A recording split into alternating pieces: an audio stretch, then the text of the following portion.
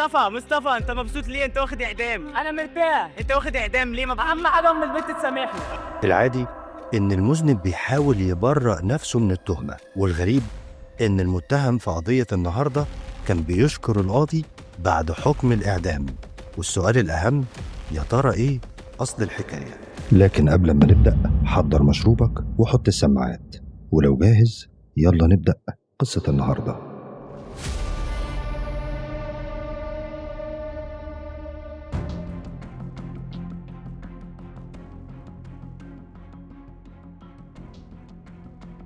قضية النهاردة من محافظة الجيزة، وتحديداً بين منطقة بولاق الدكرور ومنطقة كرداسة. وفي بيت بسيط في منطقة بولاق الدكرور كان عايش شاب اسمه مصطفى فايز، وهو ده بطل قصة النهاردة. بس في الأول وكالعادة خليك فاكر إن بسرد عليك الأحداث بأدق تفاصيلها عشان أعيشك كل لحظة فيها، وإن الغرض مش الإطالة.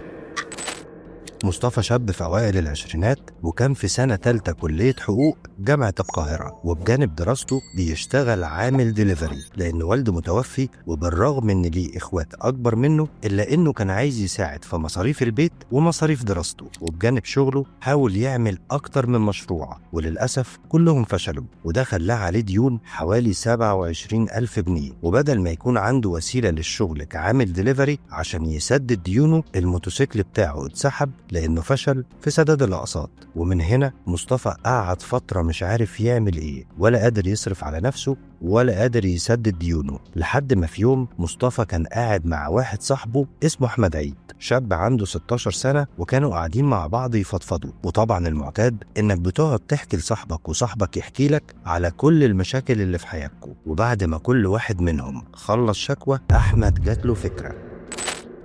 ومن هنا عاوزك تركز لأن في شخصيات تانية هتظهر وتشارك في القصة. فكرة أحمد إنهم يخطفوا حد ويخلصوا عليه ويكلموا أهله على أساس إنه لسه عايش، وده طبعا عشان يطلبوا فدية. ومش عاوزك تستغرب لأن دي فعلا هي أول فكرة جت في دماغه، وكده كده المبلغ ده هيحل مشاكل مصطفى وهيخليه يدفع بقية أقساط الموتوسيكل، وهيخلصوا من كل الديون اللي عليه، وأحمد هيكون معاه فلوس يعمل بيها اللي هو عايزه. وفضل يقنعه إن محدش هيعرف إنهم ورا الموضوع ده. وفي الآخر مصطفى وافق على الفكرة، ومن هنا هما الاتنين بدأوا في الخطة. والمهم مين الضحية اللي هيختاروها، لغاية ما أحمد قال له اخطف جنى بنت صغيرة عندها 11 سنة، يعرفوها ويعرفوا أهلها كويس لأنها بتلعب دايما مع أخت مصطفى الصغيرة وبتجيلهم البيت كتير. وطبعا أهم معلومة إن أهلها معاهم فلوس، يعني اختيار مثالي. وفعلا القعدة الشيطانية دي خلصت، واتفقوا إن مصطفى هو اللي هيخطف وأحمد هو اللي هينفذ، بس فين وإمتى لسه ما يعرفوش.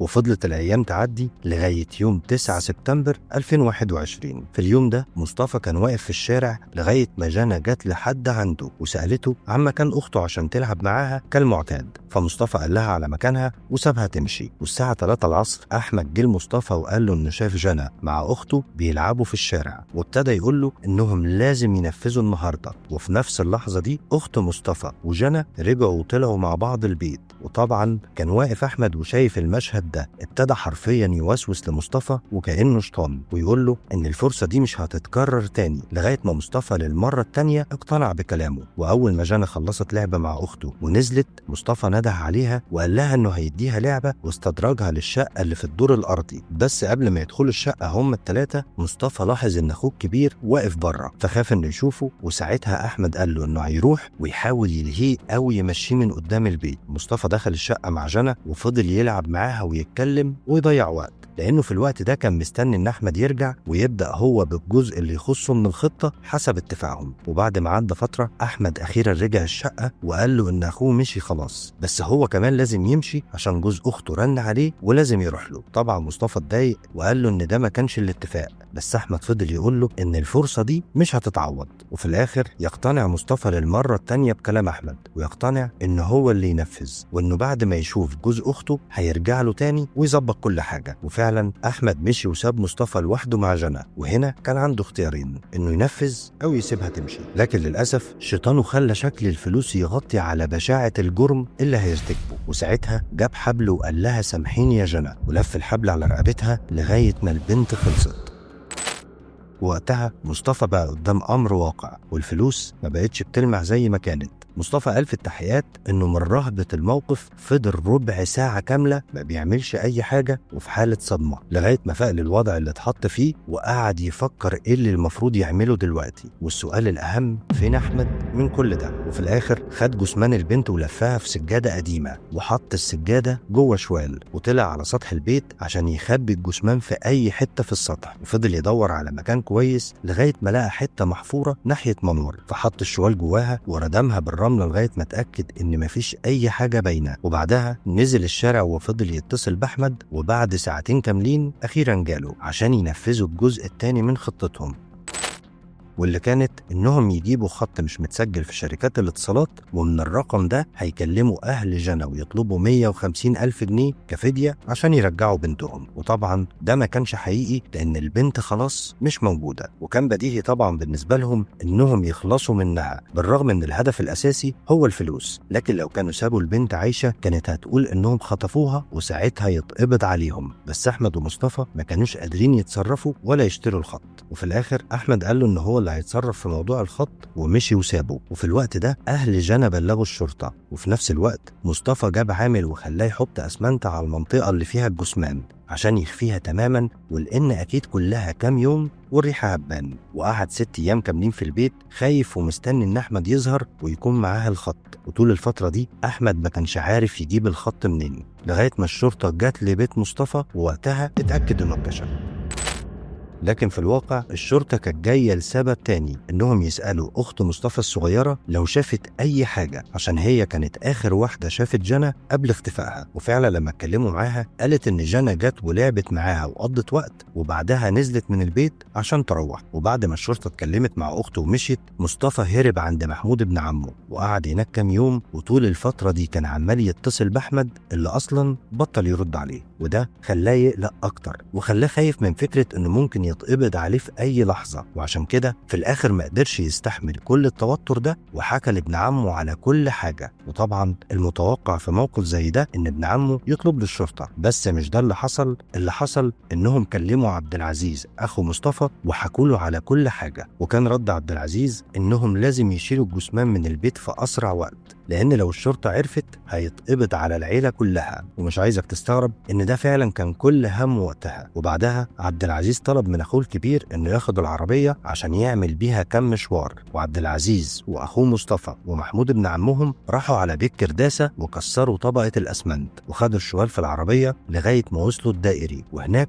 رموا الشوال في فتحة الصرف الصحي اللي موجودة تحت الكوبري. بس كل ده ما خلاش توتر مصطفى يقل، بالعكس ده خاف أكتر لدرجة إنه ما بقاش يعرف ينام، وكان كل شوية يروح المنطقة اللي رموا فيها الشوال عشان يتأكد إن محدش اكتشفه، واللي توقعه هو اللي حصل. بعد فترة الشرطة جالها بلاغ من عامل صرف صحي وقال إنه لقى سجادة جواها جثمان متحلل بشكل جزئي، والشرطة بتروح لموقع البلاغ لكن ما كانوش عارفين يحددوا هوية الجثمان لأن الملامح كانت مطموسة وبدأت في التحلل، لأن مرة أكتر من 10 أيام فمستحيل يعرفوا مين صاحبة الجثمان. بس من الواضح إنها طفلة، وبالرجوع للبلاغات المقدمة من فترة قريبة فممكن تكون جنى عشان دي الوحيدة اللي ليها بلاغ اختفاء في الفترة اللي فاتت. وبإجراء تحليل DNA ومقارنته مع الأم اتأكدوا إنها فعلا جنى، ده غير إن تقرير الطب الشرعي كشف إنها ماتت مخنوقة والحبل كان لسه سايب أثر على رقبتها. التحريات بدأت وشهود العيان في المنطقة أجمعوا إن في واحد بيجي كل يوم يبص على المنطقة دي ويمشي من غير ما يعمل أي حاجة. وبعد تفريغ كاميرات المراقبة الشرطة عرفت إن الشخص ده هو مصطفى فايز. تم القبض عليه وفي التحقيق وبدون أي ضغط اعترف بالجريمة وكمان اعترف على اللي ساعدوه، وتم القبض عليهم بس في التحقيقات كلهم أنكروا ومع الضغط عليهم اعترفوا. وفي جلسة يوم 26 إبريل 2023 اتحولت أوراق مصطفى لمفتي الجمهورية. مصطفى فايز أحمد علي، محمد علي حسن، محمود عبد العزيز أحمد علي، عبد العزيز فايز أحمد علي. حكمت المحكمة حضوريا وبإجماع أعضائها بمعاقبة مصطفى فايز أحمد علي بالإعدام شرقا عما وصلت إليه وألزمته المصاريف الجنائية. ثانيا بمعاقبة أحمد عيد حسن عثمان محمد بالسجن لمدة 10 سنوات. ثالثا بمعاقبة كل من محمود عبد العزيز أحمد علي وعبد العزيز فايز أحمد علي بالحبس مع الشغل لمدة سنة واحدة.